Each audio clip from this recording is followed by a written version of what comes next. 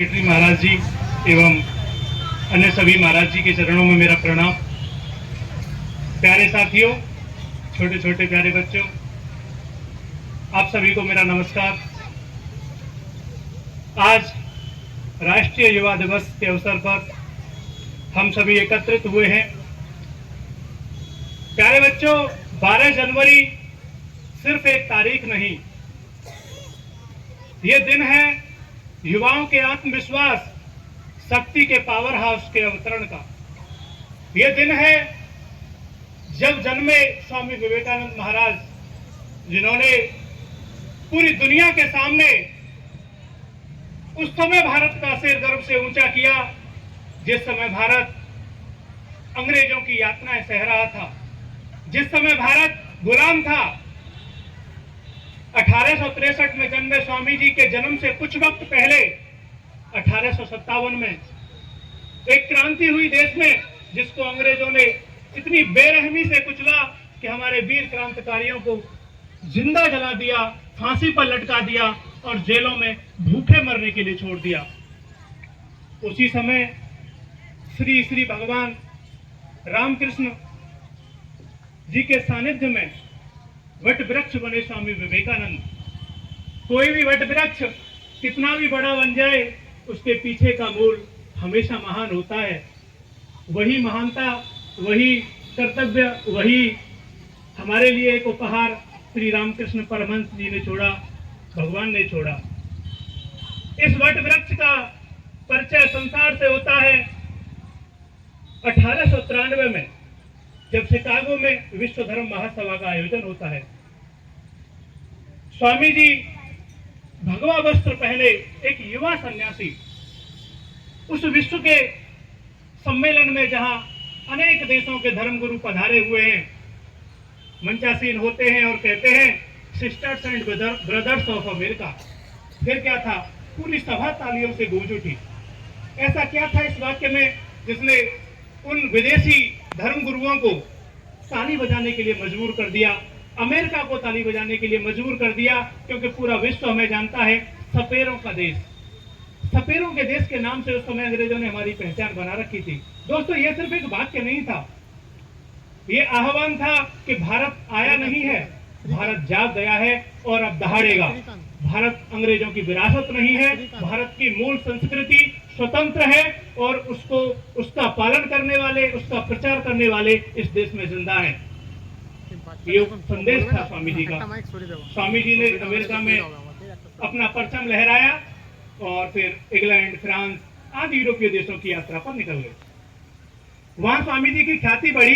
एक छोटा सा एक रोचक बात, एक वैज्ञानिक थे, अमेरिकी वैज्ञानिक, तो स्वामी जी के अखबारों में उपदेशों को पढ़ रहे थे, लेक्चर्स पढ़ रहे थे।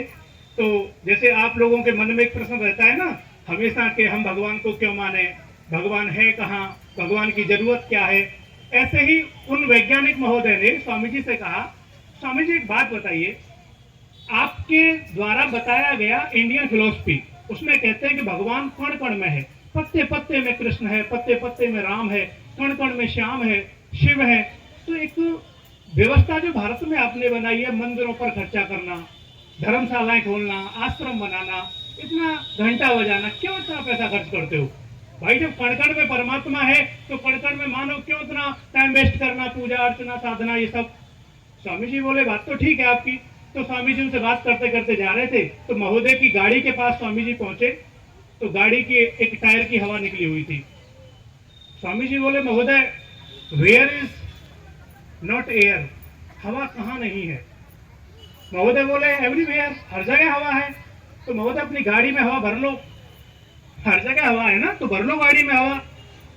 वैज्ञानिक महोदय बोले, ये कैसी बच्चों वाली बात हुई महाराज जी, बिना एक इंस्ट्रूमेंट के, बिना पंप के हवा कैसे भरी जा सकती है? स्वामी जी बोले, वही तो मैं कह रहा हूं, बिना एक यंत्र के, बिना एक व्यवस्था के किसी भी चीज को फॉलो नहीं किया जा सकता। इसलिए हमारे देश के जो आश्रम हैं, जो व्यवस्थाएं हैं, वो एक ऐसी ही पंप कह लो जो हवा भरने के काम आती है। हर जगह परमात्मा है जैसे हर जगह हवा है। तो ऐसे ही स्वामी जी हर समय एक्टिव रहते थे, हर समय हम लोगों को खुश रखते थे, खुश रहते थे। लेकिन स्वामी जी का जो मुख्य उद्देश्य था प्यारे बच्चों, वो दुनिया को ये दिखाना था जो यहाँ लिखा हुआ है, नर सेवा ही नारायण सेवा है। नर मतलब जो सभी हमारे आसपास हम देखते हैं, हमारे आसपास जो, जैसे आप छोटे छोटे बच्चे हो, स्कूल से शुरुआत होती है, आपके दोस्त हैं, आप घर जाते हो, आपके चाचा ताऊ हैं, आपके घर के दोस्त हैं, हम बाहर आते हैं, काम करने जाते हैं, अपने अपने स्कूल्स में जाते हैं, वहां जो सब लोग हैं, चाहे हमसे ऊपर हैं चाहे हमसे नीचे हैं, उन सबको नर मान के उनकी सेवा का भाव जो है वो स्वामी जी का मूल उद्देश्य था। तो हम सब लोग स्वामी जी के उद्देश्य को आगे बढ़ाएं, याद रखें। उसी के लिए राष्ट्रीय युवा दिवस के रूप में ये आयोजन किया जाता है। स्वामी जी ने दो मूल शक्तियां हम सभी के लिए हमको उपदेश की थी।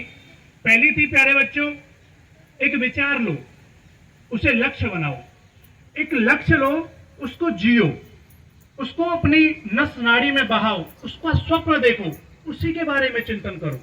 दूसरा था प्यारे बच्चों, उठो, जागो और उस लक्ष्य प्राप्ति तक मत रुको।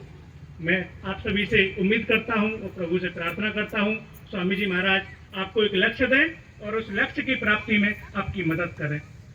बोलिए स्वामी जी महाराज की, ठाकुर श्री रामकृष्ण परमहंस की, शारदा माई की। धन्यवाद।